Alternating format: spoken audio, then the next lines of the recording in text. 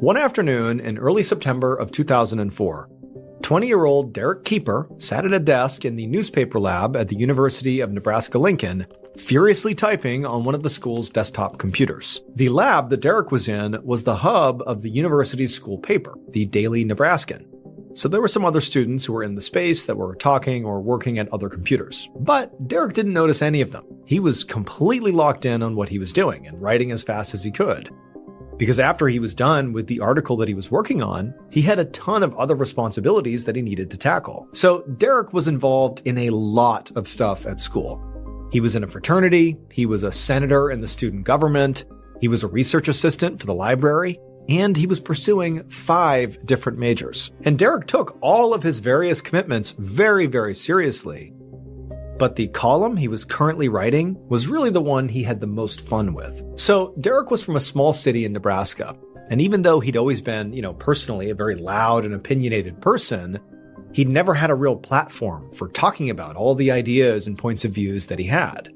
And so this column really gave him the opportunity to finally, actually present these big ideas to the students at school, and he hoped would likely provoke lively discussions around campus about his ideas. After all, Derek loved a good debate, and so he would intentionally choose to write about really complex issues that would get his readers fired up, like the ongoing war in Iraq and the future of the Republican Party and all the things that were wrong with local politics. The tone he went for when he wrote and talked about these kind of, contentious things was often very sarcastic, very blunt, and provocative. He really thrived on creating discourse and getting people to passionately disagree with him. And they usually definitely did, to the point where some even would get very mad with him. A lot of times the paper's readers would write furious letters or even send hate mail about what Derek had written. But Derek was really not bothered by that at all. In some ways, that was his aim, to get people all riled up. And he was sure that the article he was writing right now was going to be even more divisive than really anything else he had written. For Derek, though, really for him, it was all about individual freedoms and encouraging people to say no to government overreach in their daily lives. That really was sort of his general stance on everything. That's really what inspired him to do any of this in the first place. In fact, this particular column that Derek was writing was about how he was advocating for abolishing a set of state and federal laws that were trying to control personal choice and the right to decide what was best for one's body, and he was against it. Now, to be clear, the stakes for this issue were life and death, literally. But Derek believed that the fundamental freedom of being an American was the right to make your own decisions, even if it meant risking your own personal safety. And so as Derek sort of furiously typed away, he was encouraging everyone, like senators and politicians, everybody, to have the same kind of intensity that he had about this issue, to be just fully bought in on this idea of, as Americans, we need individual freedom. And then finally, when he was all done typing, Derek sat back and proofread the whole thing, and when he got to the last line, he got chills. It said, quote, "I just wish we could keep the government out of our pocketbooks and out of our personal decisions." Derek loved that line, and so he nodded, satisfied with his work. He had nailed it. Then he emailed his draft to his editor with a big smile on his face. Derek's article went to print just a few days later, on September 17th. And like most of Derek's other articles, this one for sure got a lot of angry emails and letters from people who disagreed with what Derek had to say. But all the vitriol in these messages just proved to Derek that his article had clearly been a success. He had sparked outrage and got people talking about this issue. Derek even hoped that maybe some of the readers got angry enough to actually take action. That's what he wanted. He wanted his writing to genuinely inspire. The rest of Derek's semester was a total blur. He kept writing his weekly column on top of all of his other obligations and exams and everything else, and before he knew it, the semester was over, and he was headed to his mother's house in Texas for Christmas break. A few weeks later, on January 4th, 2005, at 3 a.m., Derek rode in the back seat of a Ford Explorer SUV on his way back to school after the break. He'd caught a ride from his mother's home in Texas with 2 of his fraternity brothers who were sitting up front. And Derek had spent the first part of this just awful 13-hour-long drive doing what he did best, using his sarcasm to make his friends laugh, and he was also engaging them in really animated conversations. And so, the first 6 to 8 hours had sort of flown by. But now, it's basically the middle of the night still, / very early morning, and everybody had just gone quiet because they were all exhausted from this truly awful, long drive. All any of them wanted to do at this point was just get back to campus and be done. And eventually, Derek and his friends were very close to campus. They were finally in Nebraska, and they were driving down Interstate 80, which was a snowy, cold highway not far from the school. And Derek was really excited to start the new semester. He'd had a nice, laid-back holiday where he'd caught up on sleep and spent a lot of time just kind of hanging out and seeing his younger siblings. But Derek just was not the kind of person who liked slowing down for very long.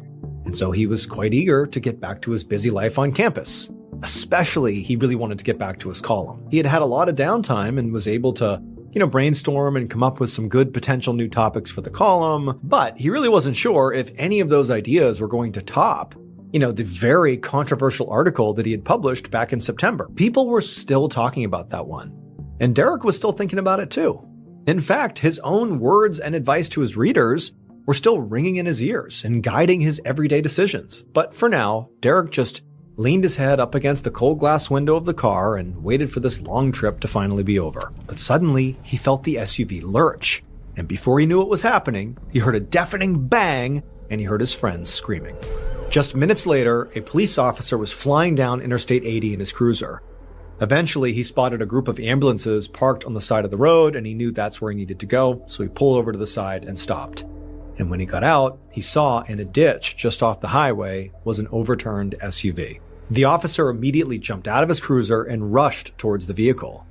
And when he got there, he found the scene was just absolutely chaotic. There were a team of paramedics who were at the window of the SUV trying to assess the condition of the victims inside and to get them out. And when the officer kneeled down to look inside as well, he could clearly see 2 people inside the vehicle. Now, both of them seemed basically fine beyond, obviously being in a wreck. I mean, they were banged up and clearly dazed, but their injuries didn't look immediately life-threatening.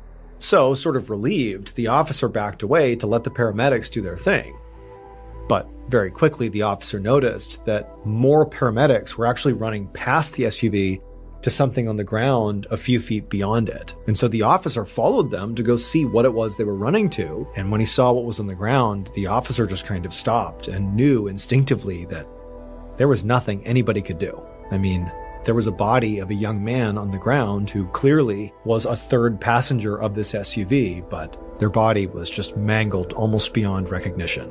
It would turn out Derek had been right. His September 17th, highly contentious column in the Daily Nebraskan would be his most controversial and famous piece ever. And actually, people are still talking about it today. Because his column was about how, we, all us Americans, reserve the right to make our own choices about our bodies and personal safety. And Derek believed that there was a law that was actually directly infringing on that right, which was the law that was forcing people to wear a seatbelt. Derek despised this requirement. He thought seatbelts should be just a personal decision about safety. To him, it was not just about buckling up, it was about individual choice, about freedom. And on January 4th, that SUV that Derek was riding in going back to school, well, the driver hit some ice on the road and lost control. The driver and the other passenger in the front were wearing seatbelts. But Derek, in keeping with his beliefs, was not. And so when the SUV crashed and flipped over, Derek alone was killed. As one reporter pointed out, Derek lived by his beliefs, and he also died by them.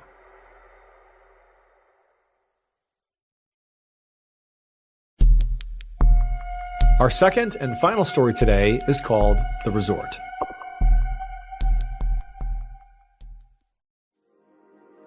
Just before 9 p.m. on Friday, January 13th, 2012, 51-year-old Francesco Scatino and his girlfriend, Dominica, sat at a table in a crowded restaurant at a resort in Italy. And they'd been there for a while, having a leisurely meal. So their table was covered with empty dishes, a wine decanter, and plates with the remnants of their amazing food. Now, having an extended, indulgent dinner like this one was not technically allowed, since Francesco was actually working. But Francesco was not too worried about breaking what he considered to be a small rule, because he was not just some hired hand.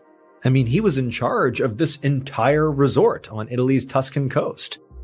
And the resort was amazing. It was literally right out on the water and had thousands of guest rooms and 6 restaurants with over a dozen bars, a theater, multiple swimming pools, and there was even a casino. So it had really a huge capacity for guests. And right now, there were easily more than 3,000 people staying at this resort. And Francesco was, very proud to be the boss of this place, this unbelievable place. He actually had started working at this resort as a security guard, but he'd worked his way up to the very top. And now he'd been overseeing this property for about 6 years. And being a leader really worked well for his personality, because he loved being impressive and feeling important. He'd heard staff and former coworkers complain about how he was too over the top and a bit of a show-off, so he had heard those things. But Francesco knew that really these people, they were just jealous. He was handsome, he had a great job, and he had 2 just beautiful, amazing women in his life when, some people didn't have any. And so now Francesco smiled at one of his girlfriends, Dominica, who sat across the table from him and enjoying the dessert they were sharing. Francesco was married, but recently, Dominica had become the most important woman in his life. She was a dancer, and to him, she was just perfect. They'd only met a few weeks ago, so they were still in the honeymoon phase, where they were both still very flirtatious and eager to impress one another. And so right now, Francesco knew he should leave and get back to his managing duties. But he was having so much fun with Dominica, so he lingered, eating his dessert as slowly as he could. But as he sat there, slow playing his dessert, he realized, their night together didn't actually have to end just because the dinner was over. There was something he could do right now that would give them maybe another hour or so together. And it would also completely blow Dominica away and prove to her just how amazing he really was. So, suddenly with a big smile on his face, he told Dominica to hurry up, finish eating, because they needed to get upstairs immediately. A few minutes later, Francesco and Dominica hurried into the resort's top floor operations center. And just like the entire rest of the place, this room, despite being an operations center, was still just massively impressive. In addition to all the very new age, high-speed monitors and security feeds and maps all over the room, there was this huge window that overlooked this balcony, this exterior balcony, that looked down on the ocean. It was like this beautiful view of the ocean, and it even overlooked a stretch of small seaside villages called Giglio. This room was also filled with all of Francesco's employees hustling around and, staring at screens and talking on headsets. But as soon as Francesco and Dominica walked in there, Francesco kind of went to the center of the room and kind of got everybody's attention and told them all to listen up. Then he went over the details of his big idea.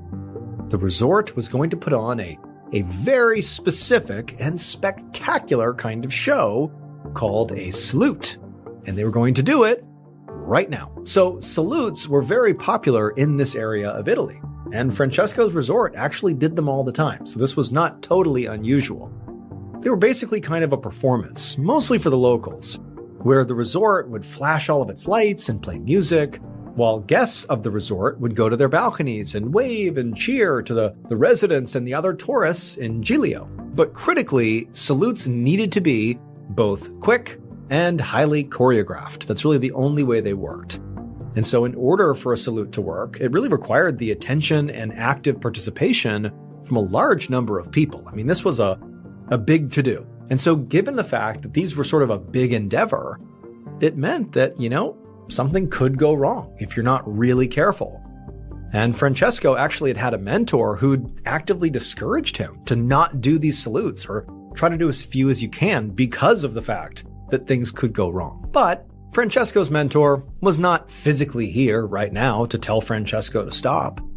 And the people that were here were pretty excited about his idea. So Francesco began going over the plan with his staff. And, as he expected, with such a complicated undertaking, there were a lot of logistics to look over. However, when Francesco actually started going about these preparations, he realized he couldn't actually read anything because he didn't have his glasses on.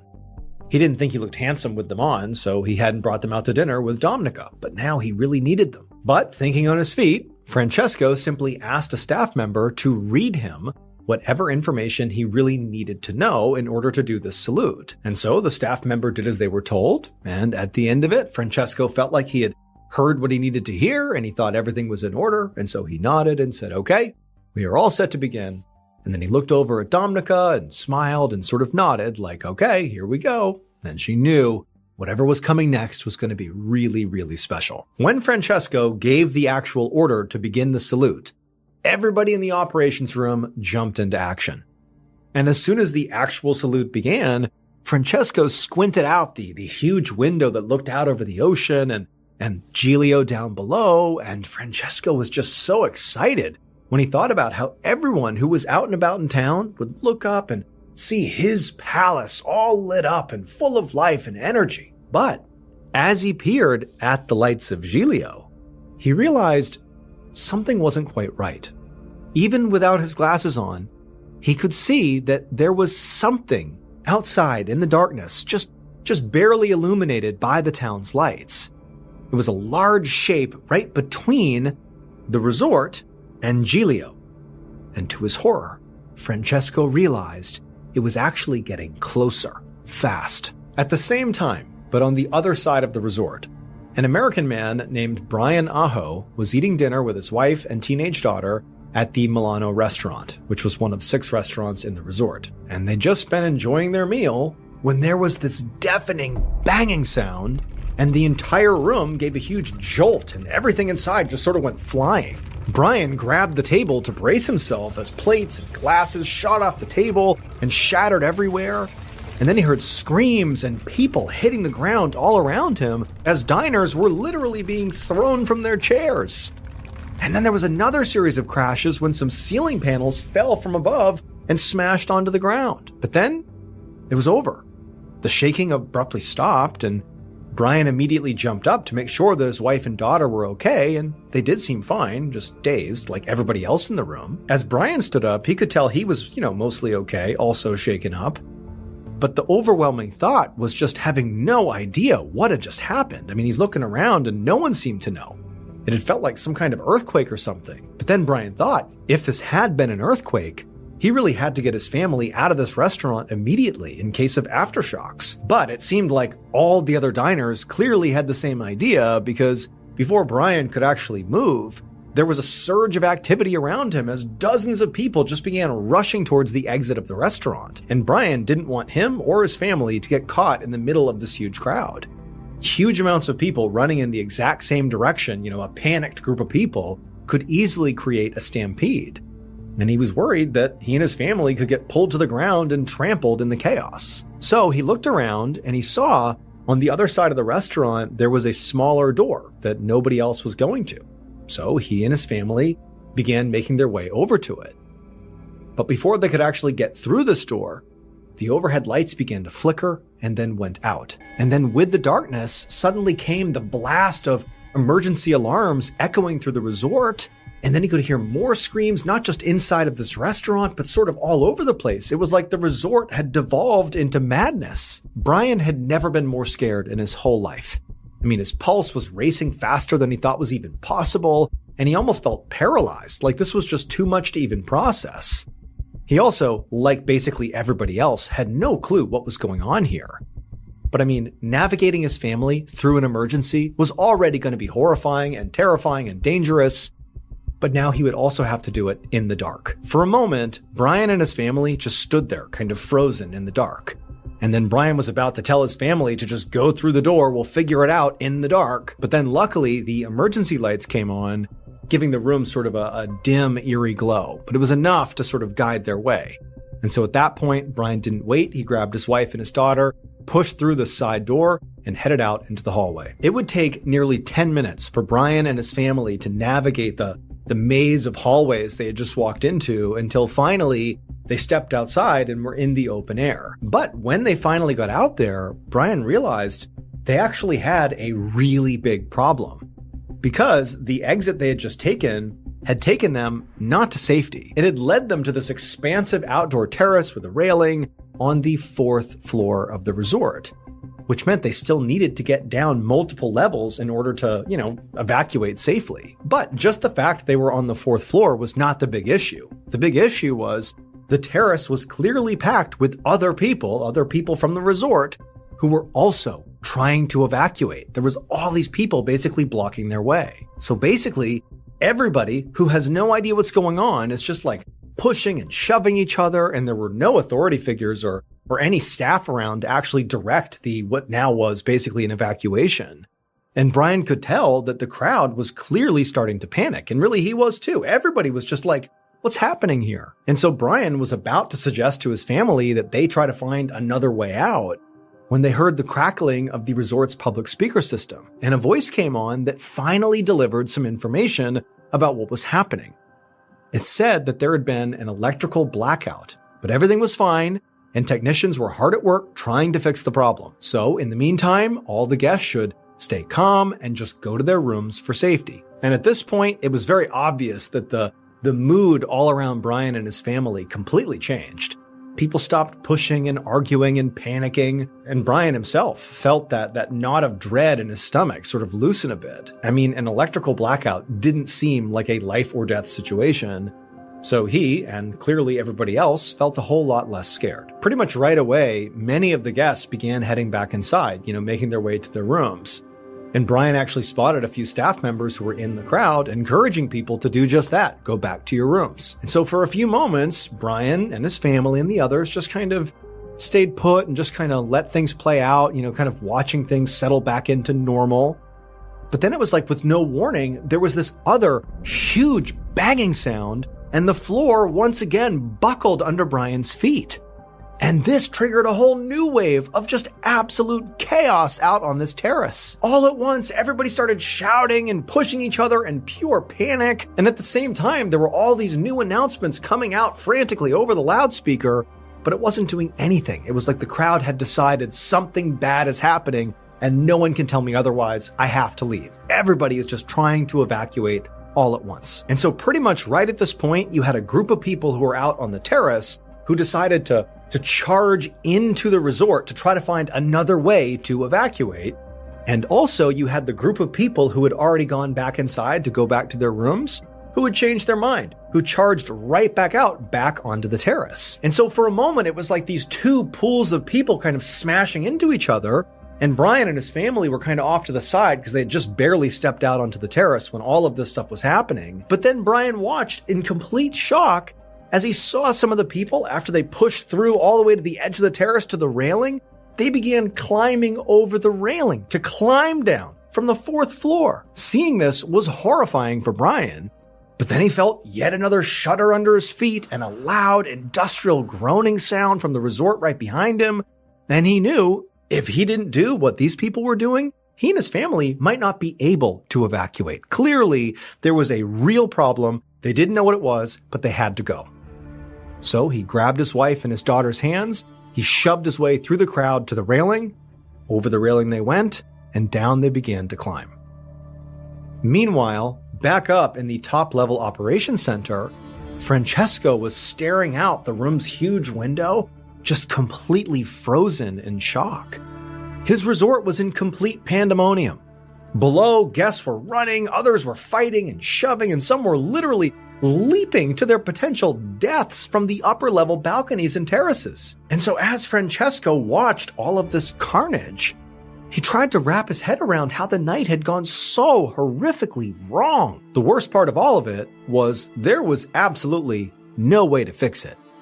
He'd been trying to show Dominica and everybody else how amazing and impressive and in control he was, but he'd completely lost control of this whole situation. And he'd also lost his girlfriend, because Dominica had quickly fled the resort. And then there was a loud crashing sound somewhere in the distance, and his heart pounded, and he realized it was time for him to start running too. Minutes later, Francesco and some of his staff sprinted through the halls of the resort. And as they ran, thunderous noises and bangs came from every direction, and debris from the ceiling and walls crashed to the ground all around them as they were shaken loose. And all the while, over the noise, Francesco could hear the continuous shrieks of panic from people who were still clearly trapped inside the resort and just couldn't get out. But he and the others he was with finally did make it to the exit. And this exit was not overrun with panicking people. So Francesco was lucky enough to be able to pretty quickly make it to the bottom level and then keep on going. And he did not look back, not until he was far away and definitely to safety. But when he did finally stop running, and he did turn around and looked back at his resort, his stomach pitched so hard he nearly vomited. Because finally, he could see right in front of him the full, horrible extent of what he had done. It would turn out what Francesco was looking at was the culmination of a record number of terrible choices he had made that night. 1. Francesco would later deny this, but he was seen drinking alcohol at dinner while he was supposed to be working. 2. He was not wearing his glasses, which meant he was his most handsome self, but also that he couldn't see very well. And 3. He was distracted by his new girlfriend, who he had brought to an area where only key personnel were allowed because he was desperate to impress her. Now, in most workplaces, this would all just be considered unprofessional and maybe might get you fired. But in Francesco's workplace, it was much worse than that. What he had done was incredibly dangerous because the resort that Francesco managed was not a regular hotel. It was a gigantic cruise ship called the Costa Concordia.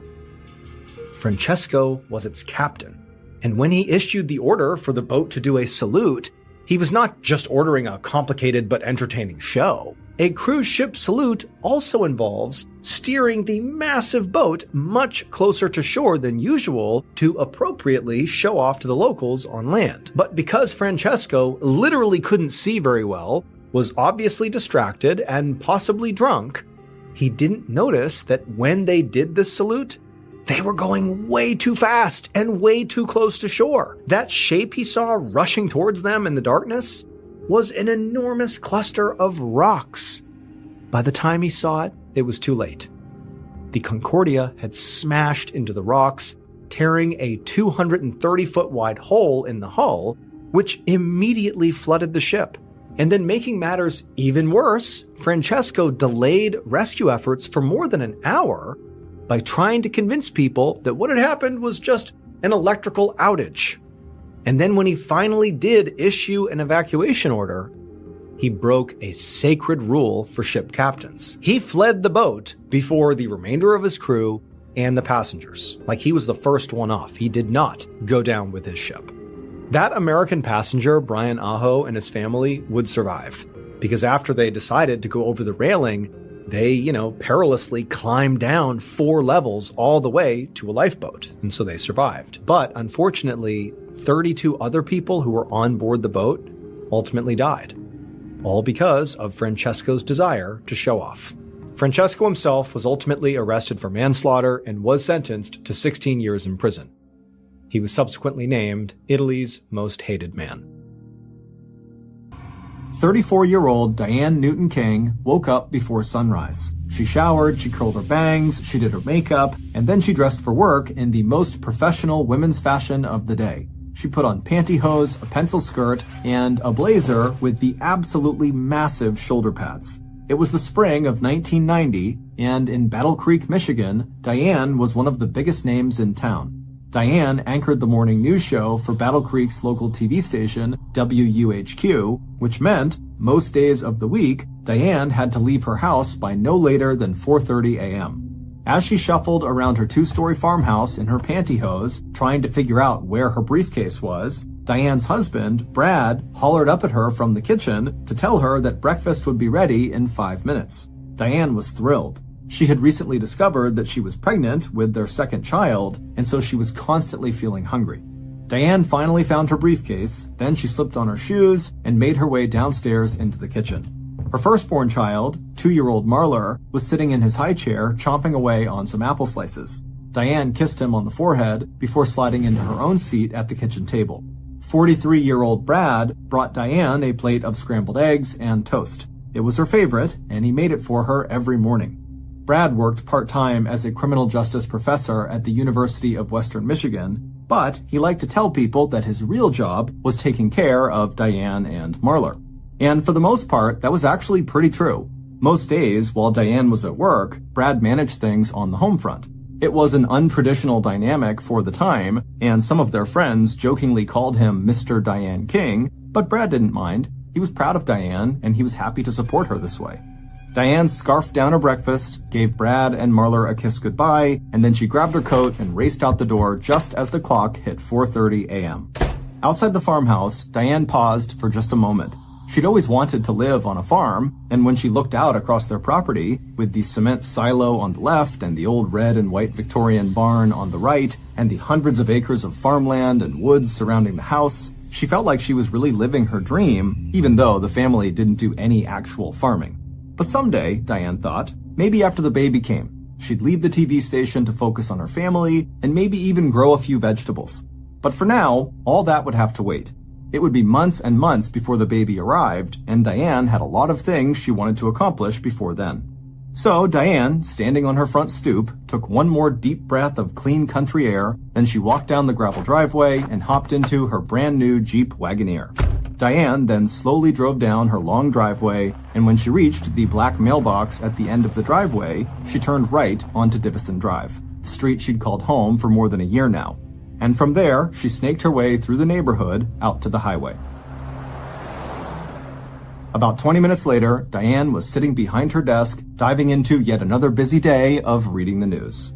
Most days, when Diane arrived at the office, the first thing she would do is review her scripts for the day. Then she would anchor the morning news show, and then Diane and her staff would spend the rest of the day reporting and writing stories for future news segments. Diane worked a lot, and she worked really hard. She was actually a perfectionist, and she expected perfection from the people around her. And sometimes that perfectionism rubbed her colleagues the wrong way. But the people who actually watched her on TV, the audience, loved her. Diane was constantly being invited to meet local celebrities and attend different charity events around town. But despite how well things seemed to be going both professionally and personally for Diane, something very unusual would start to happen to her, and it would change her life forever. It all started with a phone call. Diane was at the office, sitting behind her desk, working on a story, when her phone rang. Now, remember, this was 1990, so Diane did not have a cell phone or even caller ID. All she had was a landline. So Diane's phone began to ring, and without hesitation, Diane picked it up because the people who typically called her on this line were her colleagues or sources or people who knew her personally. But this day, the caller was not any of those things. Instead, the caller was a fan. Diane didn't ask the caller what their name was, but based on their voice, Diane guessed that the caller was a male, probably in his 20s or 30s.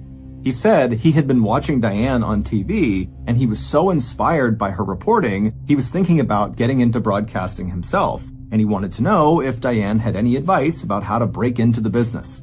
Diane was caught off guard that this guy got her number, but she was polite and professional, and ultimately recommended that he get enrolled in the communications department at the local community college. Diane even recommended specific classes she thought he should take. The fan thanked Diane for her time, and she wished him luck in his professional efforts, and then she hung up the phone, expecting never to hear from this guy again. But Diane would hear from him again. The fan started calling Diane's direct line on her desk on a very regular basis, sometimes as often as 3 times in a single week. And again, because Diane didn't have caller ID, she just kept answering his calls unintentionally. Despite being really annoyed by all these calls, Diane still remained very professional with the fan and continued to give him advice about how to do her job. However, the more he called, the more Diane sensed there was just something off about the guy. For one thing, she started to suspect that he wasn't actually interested in pursuing journalism. The questions he asked her didn't feel like the kind of questions you would expect from someone who was looking for guidance or information or even mentorship. They felt like an excuse to contact her, like he was making up questions just so that he could listen to her answer them. And there was something else that seemed kind of creepy. The more Diane heard from this guy, the more she noticed he had this very strange way of talking. It was slow and kind of slurred, almost like he was under the influence of some drug. Now, nothing this guy said to her was ever overtly rude or threatening, But after several calls, Diane couldn't help feeling like this guy could be a danger to her, and she had good reason to feel that way. For the last 2 years, every supermarket tabloid in the country had been running these stories about the rise in celebrity stalking cases. And now, the problem had gotten so serious that even the legitimate newspapers were covering these stories too. There were stories about celebrities getting threatening letters, and stories about their homes getting broken into, and some of these stories ended violently. Just 1 year earlier, an obsessed fan in Los Angeles, California, had shot and killed a young television actress on the doorstep of her own apartment. And it wasn't just the media that saw these stalking cases as being a big problem. Slowly, the government was also starting to realize that something had to be done. The problem was, nobody really knew what to do about it.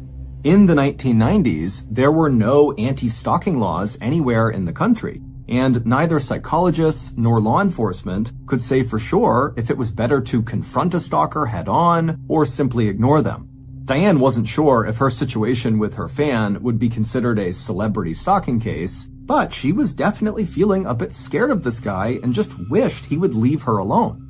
So Diane consulted with the people closest to her, and everybody offered her different advice. One of her friends told her to be nice to the guy because who knows what would happen if she made him mad. One of her colleagues suggested that Diane just tell the guy to back off, but Diane could see that there was potential for problems in both of those situations. So Diane turned to Brad, her husband, not only because he was smart and an objective thinker, but also because, in addition to being a part-time professor of criminal justice, Brad also used to be a police officer. Brad, who was very concerned about his wife's stalking situation, told her that the safest thing she could do was simply cut off the guy's access to her. And the easiest way to do that was to set up some kind of arrangement with the receptionist at her work, who could then screen Diane's calls. If the guy couldn't get through to Diane, eventually, Brad figured, he would just give up and stop calling. The plan made sense to Brad and to Diane, so she decided to give it a shot. Diane talked to the receptionist at the TV station, and they worked out a screening system. The way it worked was every call that came in on Diane's direct line would actually first ring at the front desk with the receptionist, and the receptionist would answer the phone, and if it was Brad or a colleague or a source calling for Diane, they would get pushed through. But when the receptionist got a call from the fan with the slow, slurred voice, she would tell him that Diane was not available. And the screening system worked great for several weeks. The fan would call and would be immediately turned away before Diane ever had to speak to him. But eventually, the screening system failed. One afternoon, around the end of the summer in 1990, Diane was in the newsroom sitting at her desk filing some papers when her direct landline on her desk started to ring. Diane picked it up before the end of the very first ring. She said, "Hello, this is Diane Newton King." And when she heard the voice on the other end of the line, she was so startled she almost dropped the receiver. It was the fan. He said, "Hello, Diane." Immediately, shivers ran up Diane's spine. Before Diane could hang up, the guy told Diane that he liked the way she looked and that he wanted to meet her in person. Specifically, he said, "I want to go to lunch with you." Diane wanted to scream, but she was so flustered and so scared that she sort of just started stammering until finally she was able to compose herself enough to tell the guy that she appreciated the offer, but she absolutely could not meet him in person. Then she slammed the phone down and started sobbing at her desk. As she cried, everybody in the newsroom looked over and was very concerned. That night, when Diane came home, she told Brad about what happened that day, and Brad was livid. How could this guy get through to her phone? Why didn't the receptionist screen the call? Brad called the station and demanded answers, but no one at the station, including the receptionist, had any idea how this guy got through to Diane. The station told Brad they would look into the situation right away and make sure that from now on, absolutely no calls whatsoever would reach Diane's line unless they had first been screened.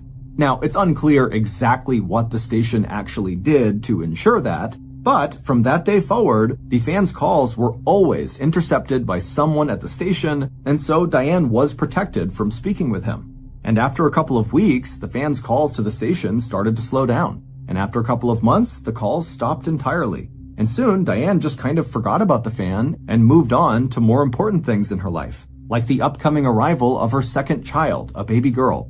And with this child, Diane was becoming more and more conflicted about what she wanted in life. Suddenly, her career just felt a whole lot less important than being home with her kids. And so she started talking more openly with her family and friends about potentially leaving the station after her daughter was born so she could be a stay-at-home mom and enjoy a simple farmhouse life with her family. But all of that excitement and optimism about the future would come to an abrupt end one night in the fall of 1990. On the night before Halloween that year, so about 5 months after the first fan phone call, Brad told Diane that he was going to be working late that night at the university and so wouldn't be home until later in the evening, which meant Diane would have to be on primary parent duty for Marlar that afternoon when she got home from work. Now, under normal circumstances, this would not be a big deal. Diane had done plenty of parenting on her own, and she loved spending time with Marlar. What made this night so different was that Diane was now 8 months pregnant. Her belly was massive, her hormones were raging, and her joints hurt so much she could barely walk. On top of all of that, Diane was in the middle of a big project at work that was totally stressing her out. Nevertheless, when she finished her shift at the station that day, Diane drove to Marlar's daycare, she picked him up, and then they headed home. By the time Diane turned onto her street, Dibison Drive, Marlar was already passed out in the back of the car in his car seat, and Diane's body was really starting to ache. So when Diane turned into her driveway, instead of stopping the car and getting out to get the mail in the mailbox by the road, she simply pulled the car right up alongside the mailbox and reached out and collected the mail through her window. And after she had the stack of letters sitting on her lap, she began flipping through them. And right away, one letter caught her attention. It was in a typical white envelope, just like most of the other letters in her lap, but this one had no postage and nothing written on it, and it wasn't sealed. Diane opened the envelope, retrieved the letter inside, and then opened it up to read, and what she saw instantly terrified her.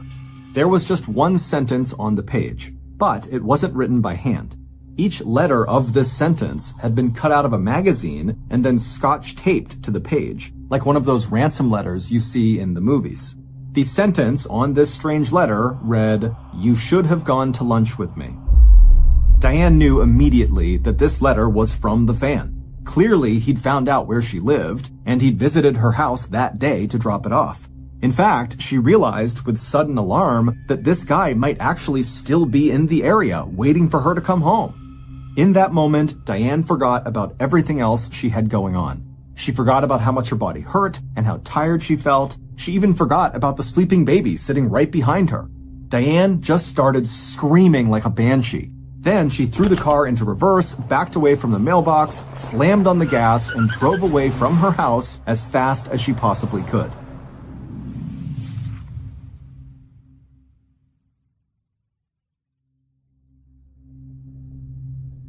About 15 minutes later, Diane showed up at her friend Cindy Acosta's house. Diane and Cindy worked together at the TV station, and Cindy was one of the first people Diane had reached out to for advice when this fan started calling her. When Cindy opened the door, Diane, who was carrying Marlar, practically collapsed into Cindy's arms. In between sobs, Diane told Cindy about this letter and how scared she was, and right away, Cindy said, "We have to call the police." The police showed up a few minutes later and escorted Diane back to the farmhouse to search the property for intruders, but they didn't find anyone. Still, Diane was too afraid to stay at the house alone, so the police brought her back to Cindy's house, where she waited with Marlar until Brad was finally out of his class and could come and pick them up.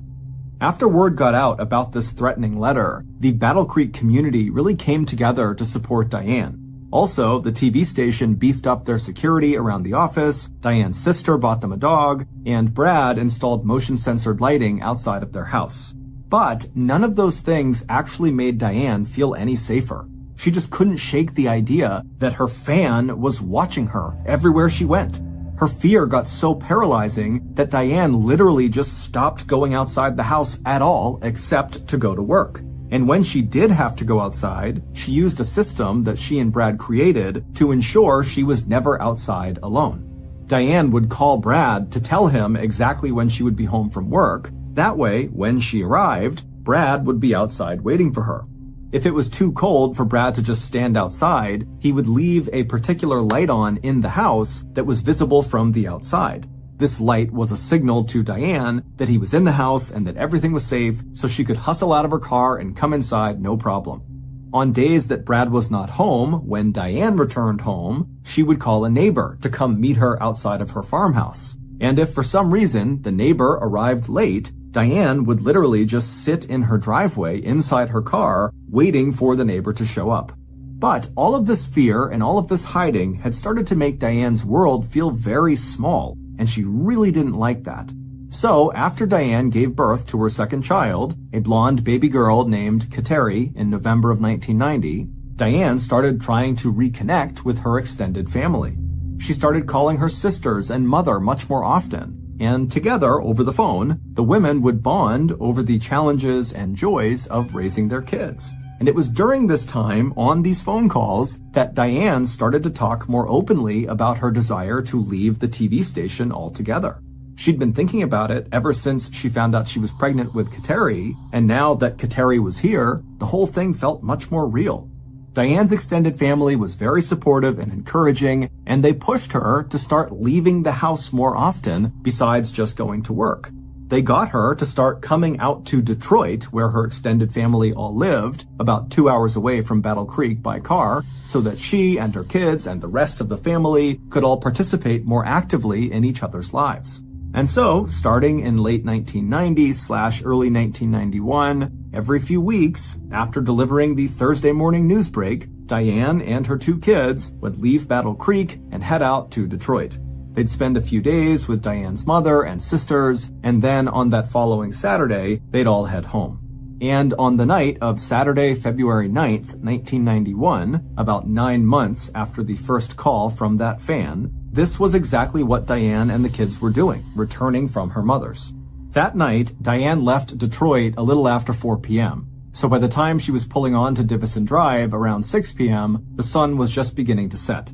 Diane turned on her headlights, and when the King's black mailbox came into view, Diane tightened her grip around the steering wheel. It had been more than 3 months since she received the letter, but just the sight of that mailbox still filled her with dread. Diane turned onto the gravel driveway leading to the house, and as she made her way up the long, narrow path, she spotted the signal light on inside the farmhouse up ahead, meaning Brad was home and everything was safe and she could get out of her car and just go inside. But, as Diane was about to find out, Brad was not inside the house, and it was definitely not safe for Diane to get out of the car. About 30 minutes after Diane pulled into the driveway and saw the signal light, a call came into the dispatch office at the local police department. It was Brad, and he was hysterical. He was so shaken up by what he had just seen that he could barely form a sentence. But he was able to eventually communicate with the dispatcher that he'd just found his wife lying in their driveway, not moving, and there was blood in her mouth. When the police arrived less than 10 minutes later, they found Brad sobbing and pacing around the driveway. Diane was just lying in the middle of the driveway next to her car, and their two kids, 2-year-old Marler and 3-month-old Kateri, were still sitting in the back seat of the car, crying uncontrollably.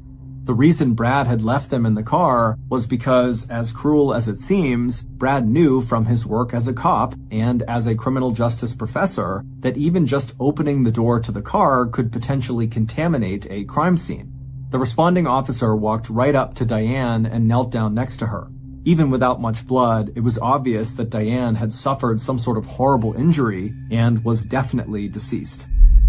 The officer spent a few minutes looking her over and eventually found the likely cause of death. There were 2 bullet holes in her body, one in her chest and the other near her waistline. An autopsy would later reveal that the shot to Diane's chest had been the fatal one. It had caused so much internal damage that she had died within 3 minutes of impact. Initially, though, the police had no idea how long ago those shots had been fired. But when the officer touched Diane's body, he found that it was still warm, which meant her killer might still be in the area. Instinctively, the officer grabbed his radio and called for backup. Over the next 2 hours, a small army of investigators would descend on Divison Drive. They would search the property for fingerprints and evidence, and they would interview neighbors and potential witnesses, and after a little while, they would bring one of the best trackers in the state onto the property, a German Shepherd named Travis. When Travis arrived on the scene, the dog quickly locked onto a scent trail. The dog took off running from the farmhouse straight back into the forest behind the home. The dog ran through muddy, brushy fields, then he crossed a creek, and then he sort of just stopped, turned around, and headed back to the farmhouse, where a crowd of investigators and neighbors were beginning to form outside. At the time, Travis's handler assumed that the dog had just kind of lost the scent at some point in the woods, and that was why he had stopped, turned around, and just gone back to the farmhouse. But many months after that night, once the police had figured out what happened to Diane, they would look back at Travis's initial movements that night and realize the dog had not simply given up and returned to the farmhouse. The dog had just continued to follow the scent trail, which happened to stop somewhere in the middle of the woods, turn around, and then come back to the farmhouse. In fact, that night that Diane was discovered, the killer was standing right outside of Diane and Brad's home among the police and onlookers. After being arrested, Diane's killer did not confess to the murder, and so we don't have every detail of what happened in the final moments of Diane's life. However, based on several key interviews and pieces of evidence, this is what investigators believe happened to Diane. About an hour before Diane returned home from Detroit on the night she was killed, Diane's killer entered her farmhouse and turned on a particular light inside. The killer knew about the light signal system that Brad and Diane had created to make Diane feel safe, and now the killer was going to use that system to lure Diane into a trap. After switching the signal light on, the killer walked back outside and headed for the old red and white Victorian barn, which was situated in front of Diane and Brad's property, just to the left of the gravel driveway. There was no light in the old barn, but it didn't matter. The killer had been on this property many times in the past and had even practiced this particular route in the darkness when no one else was home. Inside the barn, the killer walked past the family's tractor and the many tools they left lying on the ground. The killer walked past the family's protection dog, but the dog just kind of looked up and didn't even bark. And then the killer reached the back of the barn and climbed a narrow staircase which led to a large, dusty loft area. The killer paused briefly at the top of the stairs. The floor of the loft was covered in straw, and at the far end of the loft, away from the killer, was a sliding door that was open just wide enough for what the killer needed to do. The killer walked over to this slightly open door and peered outside. From there, they could see the front of the farmhouse and the driveway and the spot where Diane parked her car, which was about 70 feet away. The killer checked their watch. It was getting late, which meant Diane would be arriving soon. So the killer got into position. The killer lay belly down in the straw facing the gap in the door, and then they reached out their arm to the right and stuffed their hand into some nearby straw. A moment later, they pulled out a weapon that had been hidden inside the straw, a .22 caliber rifle.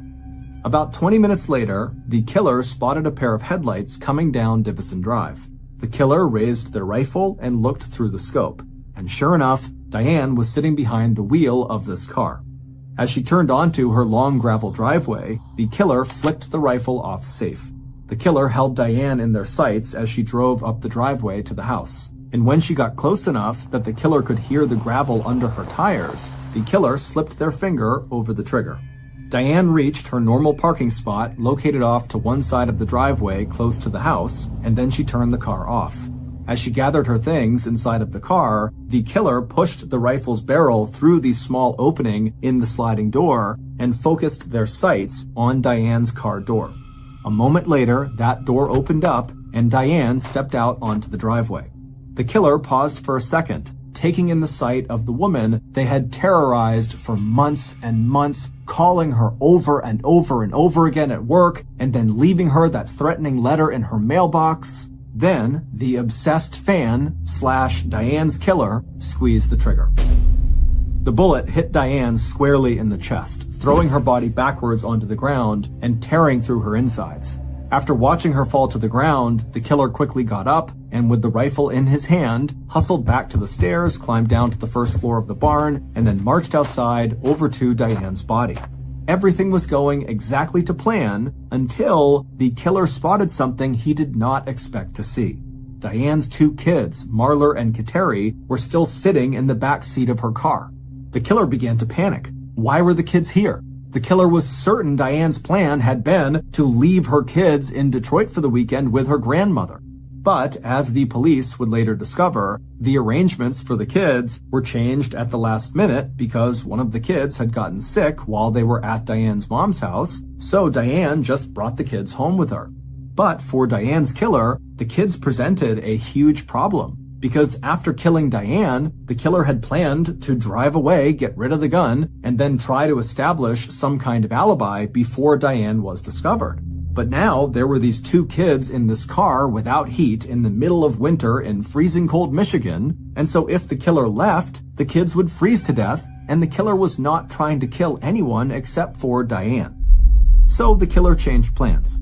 First, he turned away from the kids, crouched down, and then fired an additional shot into Diane's body to make sure she was dead. This was the shot that tore into her waistline. Then the killer turned and ran into the forest behind the farmhouse and charged through muddy, brushy fields across a creek to a spot where they were able to hide the rifle, and then the killer turned back around and ran back to the driveway of the King's house. When the killer got there, they ran up to the car window and looked inside and waved to the two kids and said, "Everything's gonna be fine, okay? Daddy's here. I'm gonna make a phone call and then I'll be right back." Then, Brad King, aka Diane's obsessed fan, aka Diane's killer, ran inside of his house that he shared with Diane and called the police. When they answered, Brad hysterically told him that he had just been out for a walk in the woods, and when he came back, he had found his poor wife lying in the driveway, not moving. It would turn out, Brad King had been obsessed with Diane ever since the first day he met her. She was beautiful and funny and more ambitious than anyone Brad had ever met. Diane dreamed of becoming a news anchor, and Brad wanted to help make Diane's dreams come true. So, while Diane was off working her way up to the news desk, Brad spent most of his time working to make sure she had everything she needed to be successful. He cooked Diane's meals and ironed her clothes, he handled the shopping, and when the kids came along, Brad took care of them too. And as far as Brad was concerned, everything was working out great. Until one day, when Diane came to him and told him that she wanted to quit her job at the TV station so that she could stay home and raise the kids. In fact, she told him she was planning to leave the station the summer after Kateri was born. Diane hadn't formalized this announcement yet, but pretty much everyone in Diane's inner circle knew about her plans. But the problem was, if Diane was going to stay home, then Brad would have to be the family's primary breadwinner. And being a part-time professor just wasn't going to cut it. He would have to go out and find a full-time job, which was something Brad simply didn't want to do. He had grown to love not working very much, and he was not prepared to change that. However, when Brad voiced his concern to Diane about not wanting to work full-time, she was empathetic, but said it was really important for her and the kids that she be home with them. So he would just have to kind of accept it and get a full-time job. However, Brad did not accept this. Instead, he decided he would just kill Diane. And because of his background as a police officer and as a criminal justice professor, he was confident he could get away with it. Brad knew that whenever a woman got murdered, the male partner is almost always identified as a primary suspect. So Brad knew he would need to create another suspect to divert attention away from himself. This is when Brad came up with this obsessed fan concept. About 10 months before Diane's murder, Brad began calling Diane's TV station, pretending to be this obsessed fan. He would intentionally slur words and slow down his speech to make sure Diane could not recognize him. Then, about 5 months after that first call, when by this point everybody in town knew about Diane's stalker, Brad decided to up the ante.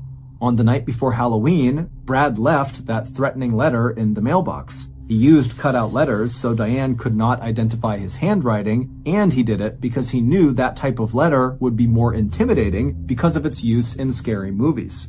And the letter worked. It terrified Diane, and most importantly, it brought more attention to this fake fan, to the point where the police were actively searching for this person. This obsessed fan had become so real that by the time Brad was ready to kill his wife, he felt certain that nobody would even look twice at him. But thanks to his kids still being in the car after he killed Diane, Brad had not been able to flee the scene like he had hoped, and so he had to come up with a story about how he had been walking in the woods that night and had returned home and came upon his wife in the driveway, and that's when he called police.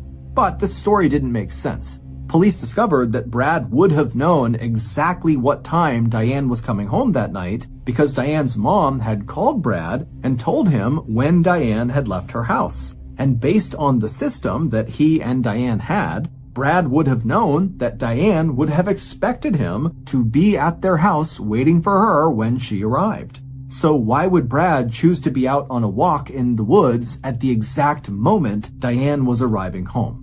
Also, neighbors had just seen Brad carrying the .22 caliber rifle that was used to kill Diane. The gun was located in the creek behind their house, roughly where Travis the tracking dog had gone on the first night of the investigation. And in the barn, police also found a single shell casing from the shot that killed Diane.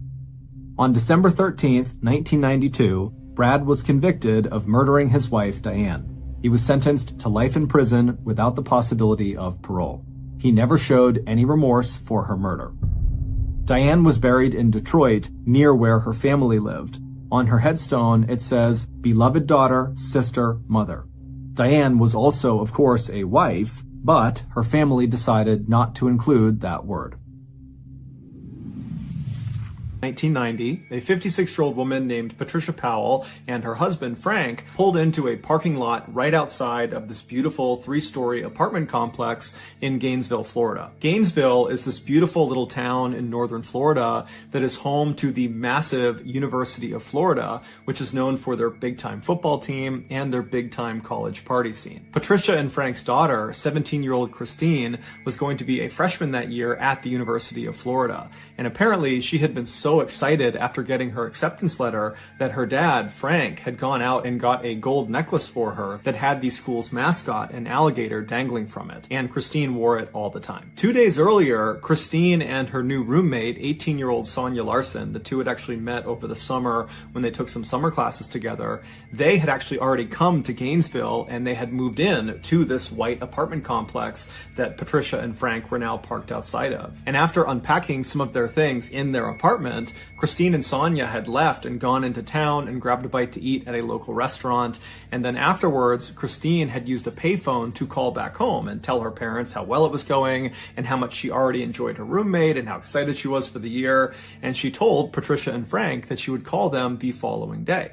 But the following day came and went, and Patricia and Frank did not hear from their daughter. And they had no way to actually call her because she had not set up her landline in her apartment. But Patricia and Frank, they told each other that, of course, everything was fine.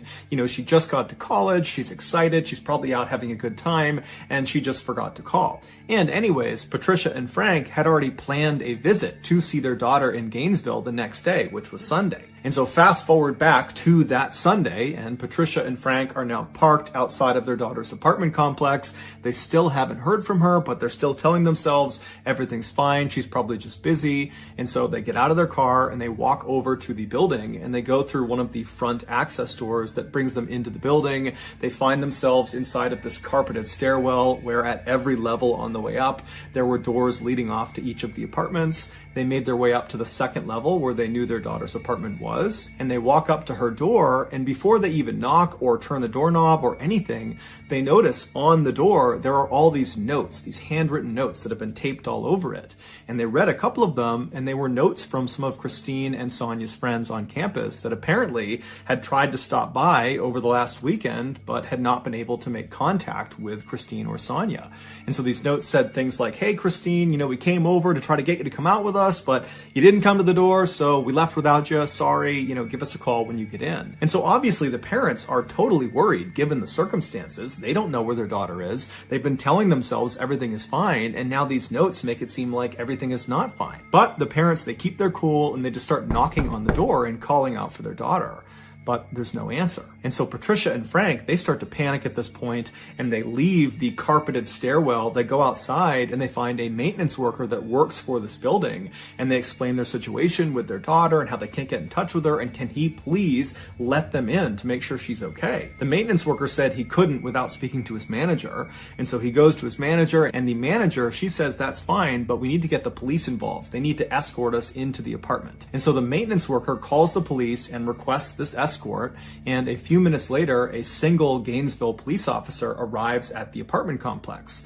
And he tells Patricia and Frank that just as a precaution, I need you guys to stay outside. So they stay right outside those front access doors. They're outside of the apartment building. And then this officer, along with the maintenance worker and the manager of the building, those three, they go inside the stairwell, they go up to the second floor. And at that point, the maintenance worker gets out his keys, he finds the right one, and he opens Christine and Sonia's door. The door swings open, and immediately the police officer yells out for the two girls, but there's no answer. And so the officer is first into the apartment, which basically immediately opens up to their living room. And in the middle of the living room is a couch that's angled towards the right side of the room where a TV had been set up. And so the officer, again, as he walks in, he's calling out, trying to get the girls' attention, but there's no answer. Behind him is the maintenance worker and the building manager, and they begin making their way towards the right side of the living room, over towards that TV, to see if maybe someone was laying on the couch. And as they round that corner and can finally actually see the front of the couch, the maintenance worker, after seeing what he saw, screams out and runs out of the apartment. He runs down the stairs, out the access doors, and begins vomiting on the grass and sobbing right next to Frank and Patricia. Naturally, Frank and Patricia, after seeing this, are immediately concerned that something's wrong with their daughter. And so they run inside, they go up the stairs, and they start running into the apartment. And the police officer and the building manager, they try to stop them from getting in, but there was nothing stopping them. They managed to push past those two. They get into the living room and they're calling out for their daughter, and eventually they make their way over to the side of the couch and they see their daughter, Christine. She is lying on the ground in front of the couch. She's on her back, she has no clothes on, and she's been stabbed to death. And whoever has killed her has positioned her in this very suggestive, sexual, lewd position, as if they were trying to demean her as much as possible and shock whoever found her. And so after these totally devastated and wrecked parents are escorted out of the apartment, this one police officer, he continues searching the apartment. And so he searches the rest of the first floor. There's no sign of Sonia. He goes upstairs and he finds Sonia. She's laying on her bed. She also has no clothes on. She's been stabbed to death, and she's positioned on the side of the bed in a sort of suggestive, lewd position, much like Christine downstairs. It would later be determined that Christine had been sexually assaulted, but Sonia had not been. The officer at this point leaves the apartment. He goes outside. He walks past the grieving parents who are being consoled by the building manager and the maintenance worker, and the officer goes over to his car and he uses his radio to call in for backup. A forensics team comes out to the apartment and they begin processing the scene, and right away they discover on the outside of the door frame of the door leading into the apartment, there were markings on the edge that looked like someone had used a screwdriver or some similar instrument to pop open the door. They also found there was a towel and some soap that was lying on the ground near Christine's body and near the couch that had apparently been used to both clean Christine's body and also clean some other parts of the apartment. And so they believe this was done to try to intentionally destroy evidence, suggesting the killer or killers were somewhat sophisticated. They also discovered there was some residue on Christine's wrists that indicated at some point her hands had been bound by duct tape. But when she was found, her hands were not bound and there was no duct tape from her wrists. And so whoever had done this had at some point removed the duct tape and taken it away. And so investigators believed that the killer or killers had used the duct tape to immobilize Christine for the attack. And then after she was deceased, they had removed that tape in order to be able to get her arms up over her head, which seemed to increase the shock value of this lewd position they had put her in. Based on what they saw inside inside of this apartment, the police were convinced they were up against a group of killers or a killer that had targeted these two girls. That this was not some random attack, that this was calculated, this was on purpose, and if they didn't get caught, they were going to strike again. And so even though the police really didn't have any leads to operate on, they just had this crime scene and they were looking for maybe someone with duct tape and a knife and a screwdriver. I mean, that was really about it at this point. And so even though they have virtually nothing, because there were thousands and thousands of young people flooding Gainesville for the start of the new school year at the University of Florida, literally the following day, Monday, classes were starting. Because of all these young people in town, the police felt it was very important that they got the media to put out a bulletin to all these people in town that there was potentially a killer or killers on the loose. And so that night, Sunday evening, this news bulletin goes out and it basically just told residents of Gainesville to stay indoors and stay in groups. And if you needed to go outside, travel in groups, and just overall stay vigilant until we figure out who did this. 12 hours before Christine Powell and Sonia Larson were discovered, an 18-year-old Gainesville woman named Krista Hoyt did not show up for work. Krista was a student at Santa Fe Community College, which was right down the road from the University of Florida. That year, she was planning to transfer to the University of Florida, and then after graduation, she wanted to pursue a career in forensics with the FBI. And so given her interest in law enforcement, while she was a student, she had gotten a part-time job working in the records department of the sheriff's office. And apparently, at this sheriff's office, she was famous for always coming to work, no matter what, including the time that she got her wisdom teeth removed, and then an hour after coming home, she showed up for work. And so on this Saturday night, when Krista was supposed to be showing up for work, and she didn't call ahead, and no one could get in touch with her on her landline, everybody at the sheriff's office was really concerned. And so they waited around for about an hour, hoping that she might just show up with some story about why she was late. But she never showed up, she didn't call, they still couldn't get in touch with her. And so in the very early hours of Sunday morning, the sheriff's office called the Gainesville police and asked them to do a welfare check on Krista. And so 2 police officers from the Gainesville Police Department, they show up at the apartment belonging to Krista Hoyt. Krista lived alone, and she lived about 2 miles away from Christine Powell and Sonia Larson. And so these 2 officers, they get there and they walk up to the front door and they knock, but there's no answer. And they try the doorknob, it's locked. And so one of the officers walks around to the back of this apartment and he sees there's a glass sliding door. And so he knocks on the glass sliding door. There's no answer. He tries the door. It's locked. And then he notices the drape that's inside the apartment that's covering up this sliding glass door. It reaches almost to the ground, but not all the way. There's a couple of inches on the bottom where if you were laying on the ground, you could actually look through this little space and see into the apartment. And so that's what he does. He lies down and he puts his flashlight up and he looks through this couple-inch gap on this window. And as soon as the light illuminates what's inside of this apartment, he finds Krista. Krista is sitting on the edge of a bed that's not that far away from the sliding glass door, and she's facing the door. She's kind of hunched over at the edge of the bed. She's got no clothes on, and she's got stab marks all over her back, and she's missing her head. And her head was next to the bed to the left, up on the shelf, and it was positioned in such a way that it almost appeared like the head was looking down at the detached body. When this crime scene was processed, the forensics team immediately noticed there were marks on the back sliding glass door where someone had used probably a screwdriver or something similar to pop the door open. And then they also found residue of duct tape on Krista's wrists, but the duct tape was gone. She was found with her hands not bound. It would later be determined that Krista had been sexually assaulted before she had been murdered. The obvious similarities between Krista's crime scene and Christine and Sonia's crime scene were initially only recognized by Gainesville police because much of the information about the 2 crime scenes was not public. But that night, Sunday evening, when the police went to the media and asked them to put out that bulletin to all Gainesville residents to say that there could be a killer or killers on the loose, it didn't take long for residents citizens of Gainesville and news anchors to begin speculating that you have these two murders that have happened really close together physically. They're less than 2 miles apart, and they've probably occurred within the last 24, 48 hours. So they've happened in rapid succession. They're both unsolved. And so even without intimate details of the crime scene, it wasn't hard to say, I think these two are probably connected. And so that night, Sunday evening, Gainesville really went into a state of panic. And within hours of this news, you had stores all over Gainesville that had sold out their deadbolts and locks, their mace, their stun guns, their baseball bats, their actual guns, their knives. I mean, people were really trying to arm themselves, to protect themselves against this unknown threat that was murdering students in Gainesville. And the police, even though they did not come out and substantiate the claims that, perhaps these two homicides are connected, they did believe they were. And so that night, Sunday night, as all this chaos is kind of unfolding in town, the police put hundreds of officers all over the place, on foot on every street corner.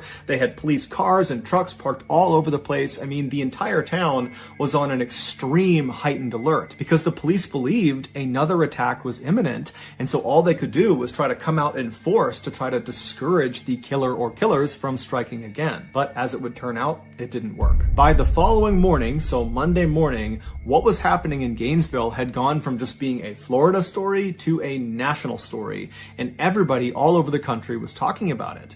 And one woman named Lisa Byers, who was in her 20s, she did not live in Gainesville, but she had a very close friend who did. She was 23-year-old Tracy Paulus.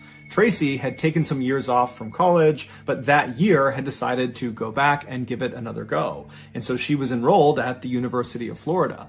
And so Lisa called Tracy and said, hey, I'm watching the news. This is crazy what's happening in your town. How are you holding up? And Tracy would tell her that, I'm just as concerned as everybody else. It's terrifying to think there are killer or killers on the loose, but I think I'm okay because I have my roommate. Tracy's roommate was 23-year-old Manny Taboda, who was this big, strong former football player who was very close with Tracy. The two had never dated, but they had been very good friends for a number of years. And he too had taken some time off of school and had agreed to go back because Tracy had convinced him, come back, get your degree with me, and we'll live together. And so when the news broke about these killings happening in their town, Manny had told Tracy that he would protect her, that nothing would happen to her. And so when Lisa heard this from Tracy, that she thought that she was okay because she has Manny and, he'll look after her, and they were not planning to really leave the apartment much besides classes, Lisa was reassured, but she was still worried. And so she told Tracy, please give me a call this evening after you come back from classes just to let me know that everything is okay. And so Tracy said she would, and then they hung up. And then that evening, Tracy did not call Lisa back. And so Lisa tried calling Tracy, but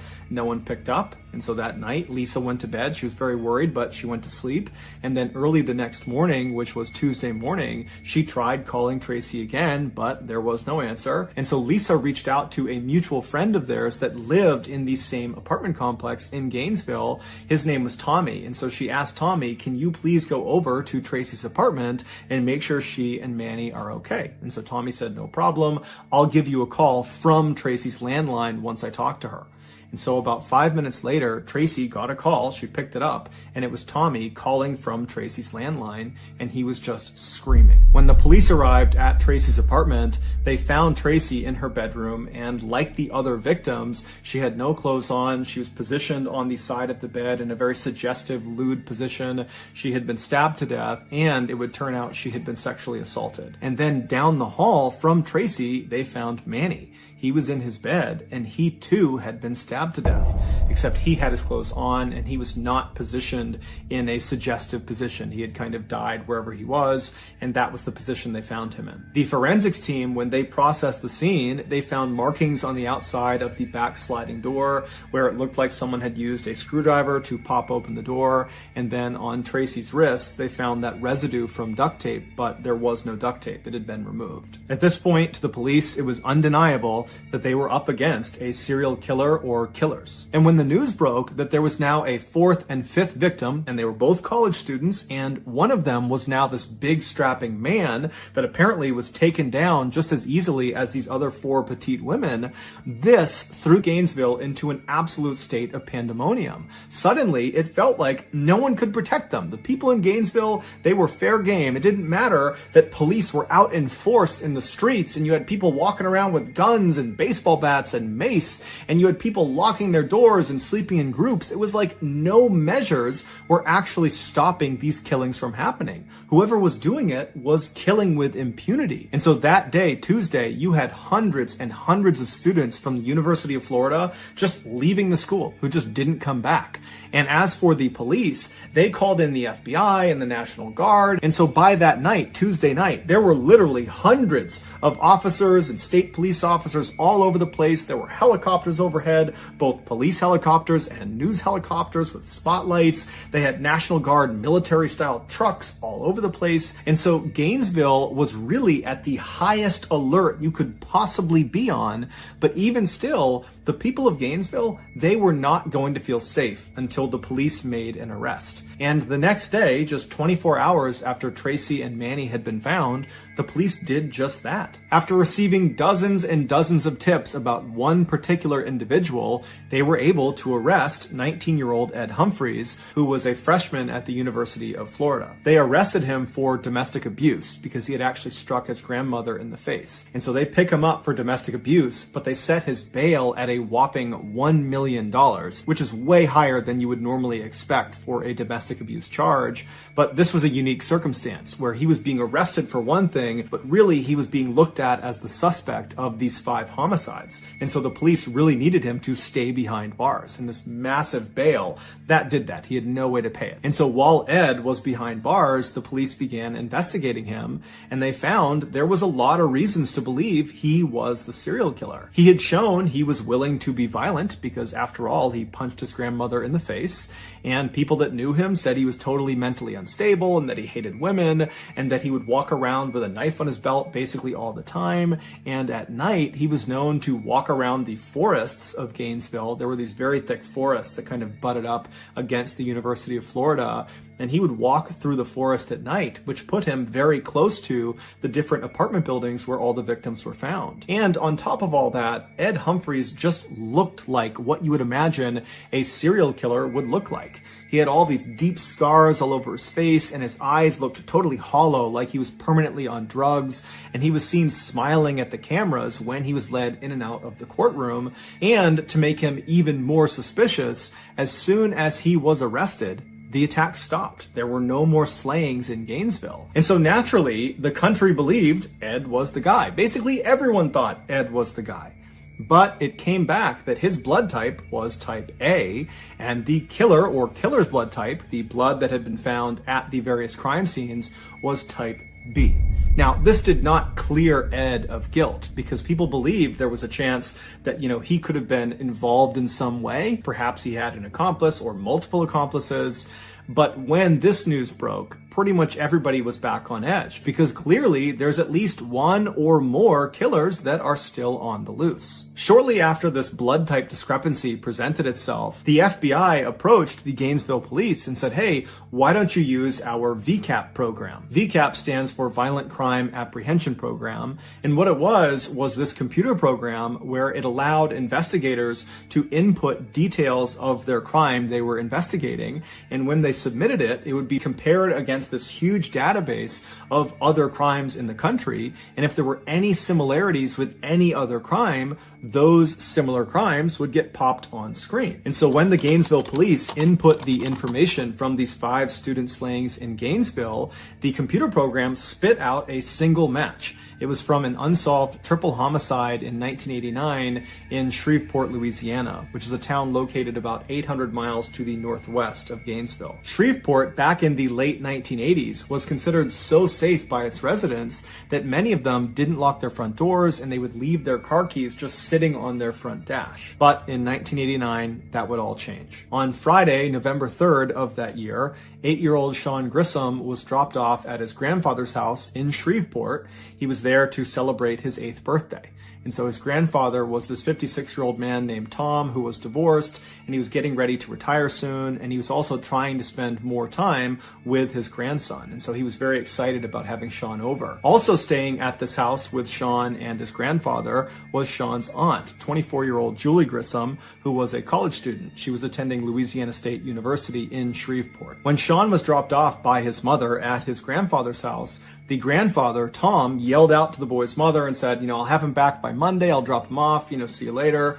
And so Sean's mother, she leaves, and that day and the following day, she doesn't hear from Sean's grandfather or from Julie. And so come Sunday night, she tries calling them to, see what's going on. She knows they're having a great time and doesn't really want to interrupt them, but she also hasn't heard from them.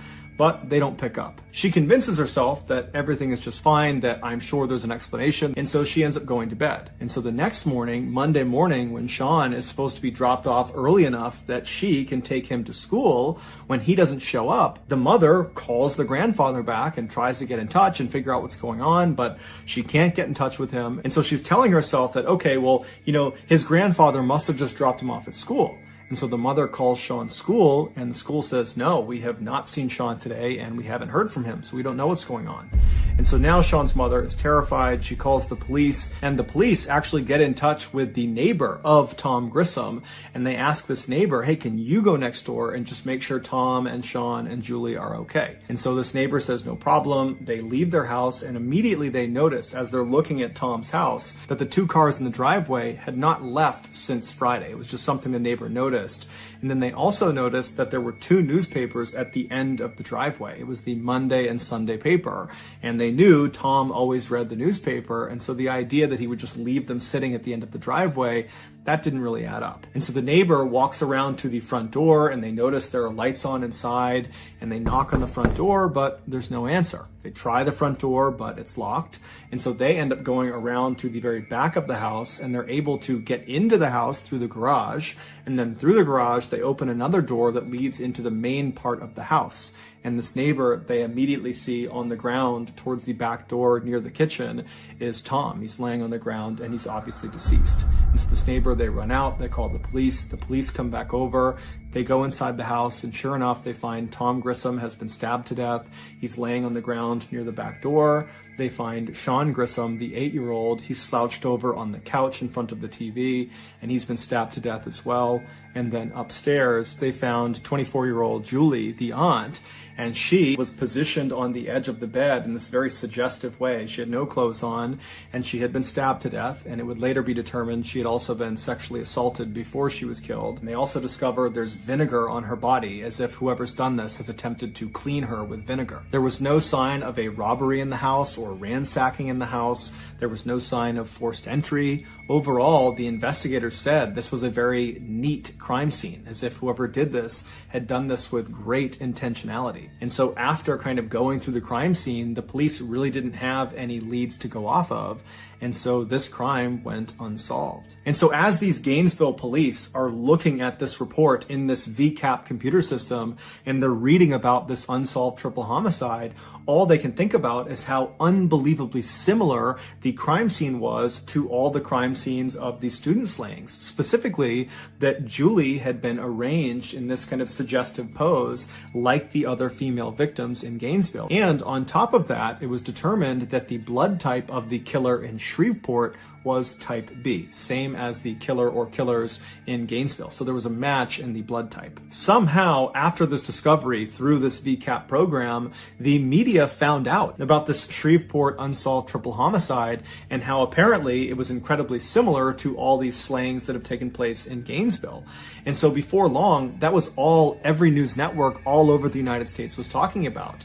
And at first, the police in Gainesville and anybody involved in this investigation was very upset about this because one, they probably had a leak that someone was giving information to the press, but two, the press was kind of jeopardizing their investigation because by having these details leaked, the killer or killers could potentially benefit from kind of knowing what the police were thinking about and what they were up to. But as it would turn out, this particular leak would prove to be quite fruitful. Shortly after this news about the Shreveport killing and the student slayings was all over the news, this woman named Cindy, who lived in Shreveport, she called the police after watching all the news like everybody else and told the police they really ought to look at this guy, Danny Rawling. Danny Rawling was this 37-year-old drifter who was in Shreveport at the time of the Grissom family murders in 1989, and apparently after those murders, he had told Cindy's husband that he, quote, had a problem, and his problem was he liked stabbing people. And Danny literally always walked around with a huge knife on his waist. He seemed totally mentally unstable. And so this claim that he liked stabbing people, Cindy and her husband took literally and basically told him to stay away from them. And so in one of their last conversations with Danny actually told Cindy that he planned to leave Shreveport and go someplace where there's lots of beautiful young women that he can just stare at all day long. When police asked Cindy, do you think he's capable of killing all 8 of these people? She said, oh yeah. And so the police turned their attention to Danny and began researching his background, and they discovered he was raised in a very abusive household. Specifically, his father really couldn't stand him. They had a really bad relationship. And then when Danny got old enough, he joined the Air Force, but he was kicked out after 2 years for being mentally unstable.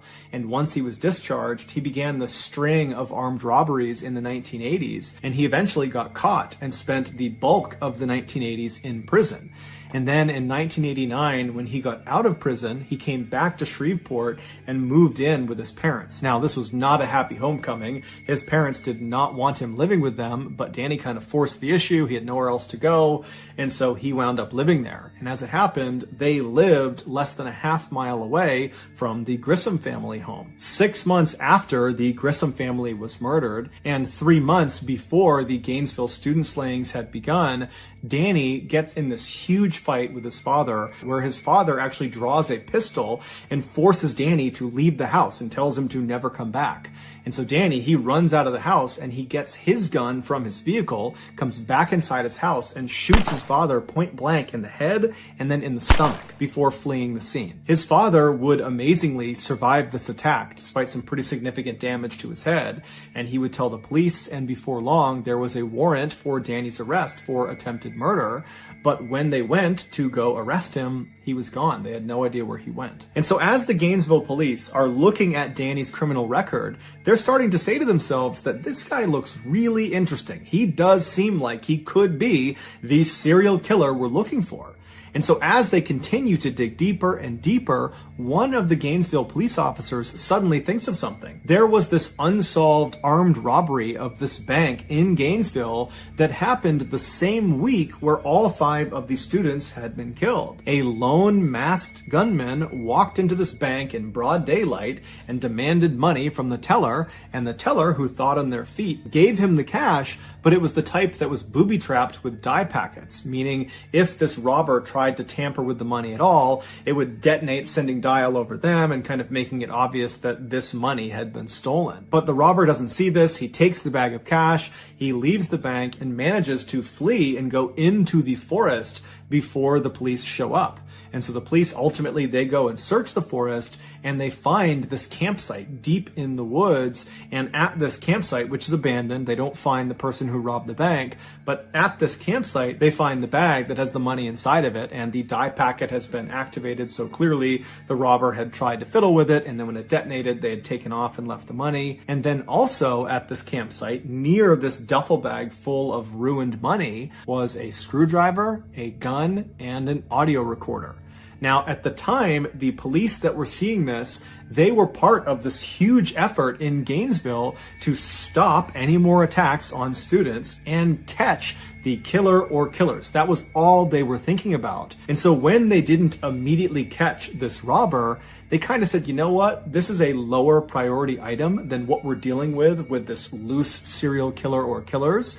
And so let's just round up the evidence, put it in storage, and somebody else can deal with this after we handle this killer situation. And so no one listened to the audio recording. They just put it in evidence. They grabbed everything else, put it in evidence, and they threw it in the storage room. And so now this Gainesville police officer that's just remembered this unsolved armed robbery, he says to the group that's investigating Danny, he says, hey, since Danny has a penchant for armed robbery, clearly he has a rap sheet full of armed robberies, maybe if he was the serial killer and he killed all these students, that would have meant he was in Gainesville, and so maybe he committed this armed robbery. And so we should go look at the evidence and listen to that tape. And so the officers, they practically run to the storage locker. They get the evidence from this unsolved armed robbery. They come back and they hit play on this audio recorder. And what they hear is unbelievable. They hear on this recording a man singing a song. It's clearly a song he wrote, and he's singing about being a, quote, mystery killer. And then it kind of segues into him talking about how to effectively kill a deer with a knife, to be really effective with a knife. And he's getting into really graphic detail of how to do that. And then, somewhat unbelievably, on this audio recording, the man identifies himself. He says his name is Danny Rawling. And so this audio recording was huge. It meant Danny Rawling, the guy they're looking at as potentially being the serial killer, was definitely in Gainesville, in the woods near the University of Florida, the same time frame that all of the victims were killed. Also, the screwdriver that had been found at this campsite matched the markings that had been made along the outside of some of the door frames of the victims' homes. They also went into Danny's military records, and it showed he had a blood type of B. So his blood type matched the blood type that had been found in all of the victims' homes. And so just like that, Danny became the number one suspect, and when they went to figure out where he was, amazingly, they found he was already in custody. He was being held in a jail cell 40 miles south of Gainesville for another armed robbery. And so immediately, Danny was charged in the murders of the 5 Gainesville students. They couldn't charge him for the 3 Shreveport murders because they just didn't have enough evidence. And then after that, Danny was transferred to Florida's maximum security prison to await trial. Initially, Danny said he was innocent, he had nothing to do with the murders, but then almost 4 years later, when his trial was finally starting on the first day of his trial, he surprised everyone in the court when he stood up and said, "I'm going to change my plea. I'm guilty on all 5 counts. I did kill all 5 students." He would tell the court the reason he did this is he wanted to be a superstar like the notorious serial killer Ted Bundy, who he looked up to. Danny would also, at another date, confess to killing the 3 Grissom family members in Shreveport. Because of Danny's detailed confessions, we now know all the terrifying details of what actually happened when he killed all 8 of his victims. Back on Friday, November 3rd, 1989, Danny was fired from his job as a waiter at a local restaurant in Shreveport. And so he was frustrated, he was angry, and he was kind of walking around his neighborhood when he decided the way he would kind of channel his frustration was he would go kill some people. And so he was armed with his K-bar knife, which he always carried with him, and he found himself standing in front of this little house, and he saw some people moving around inside, and he looked around. There wasn't anyone watching him, and so he just walked up to the front door. He tried the handle, and it was unlocked. And so before he opened the door, he made sure his knife was in hand. He opened the door, walked right in, and he saw Sean, the 8-year-old, sitting on the couch watching TV. And without any hesitation, he walked up behind him and stabbed him through the back, killing him almost instantly.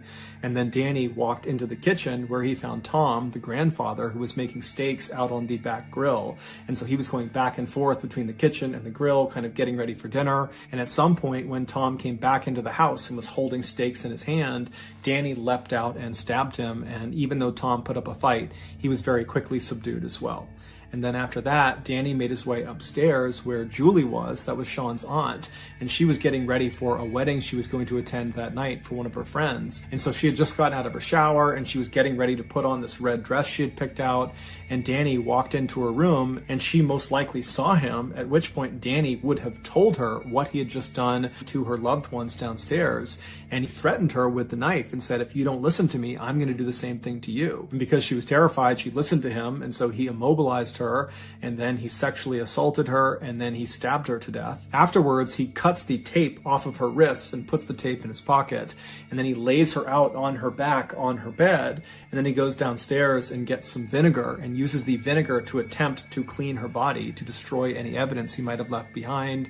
And then after cleaning her, he kind of puts her in that lewd, suggestive pose with her hands up over her head and her legs spread, and then he leaves. 6 months later, in August of 1990, 1990, after Danny has shot his father and is on the run from the law, he finds himself in Gainesville, Florida, and he sets up this little camp just behind the University of Florida in this thick forest. And then on Friday, August 23rd, as he's sitting out at his campsite, he gets this sudden urge to go kill again.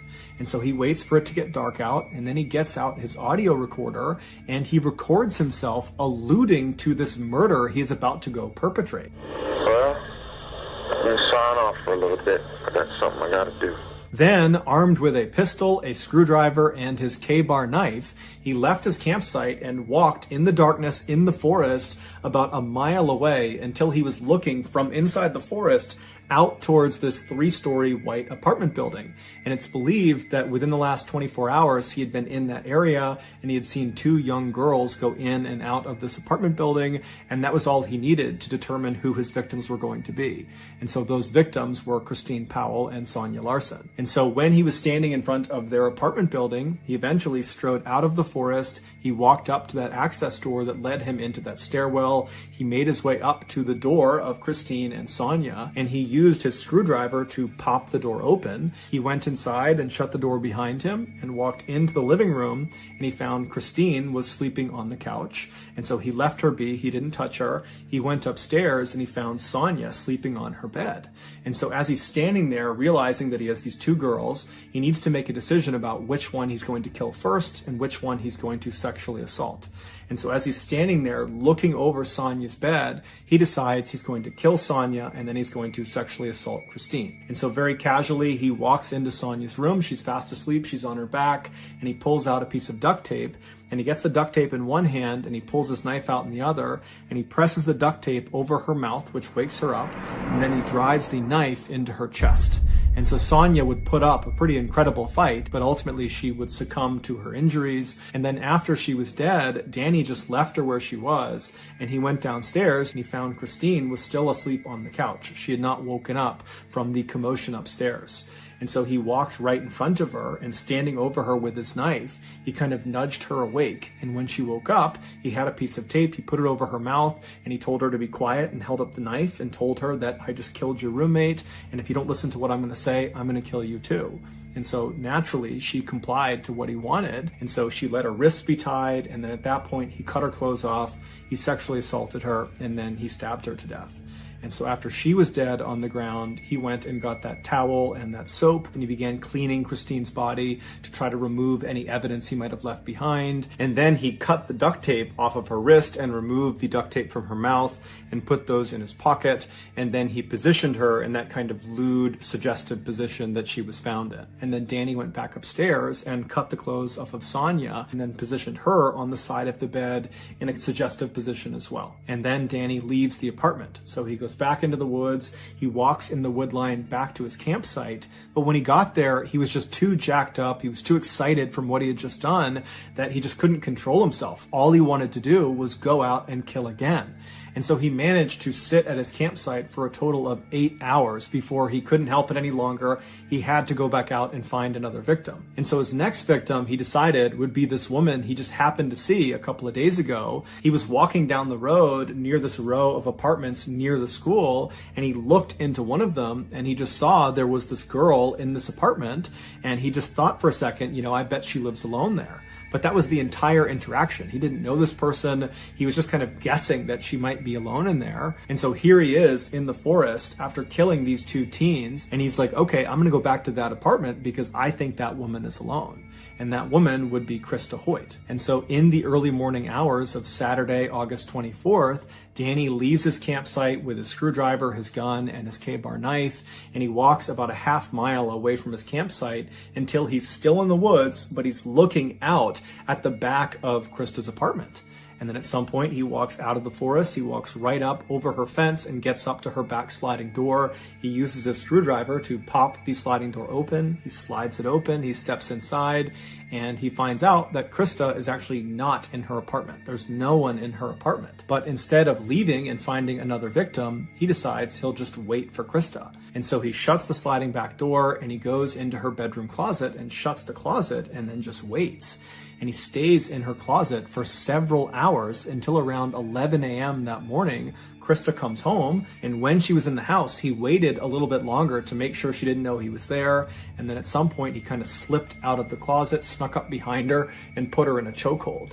Now, at first, Krista tried to fight back, but eventually she realized she could not overpower whoever this was. And at that point, she said, okay, what do you want? And Danny would tell her, you got to listen to me or I'm going to kill you. And he showed her the knife. And so Krista said, okay. And she put her wrists out. He taped her wrists with duct tape. He put tape over her mouth. And then he brought her into her bedroom where he cut her clothes off and sexually assaulted her.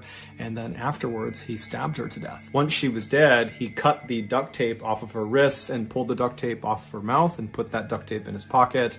And then he positioned her body on the bed in a suggestive position before he left.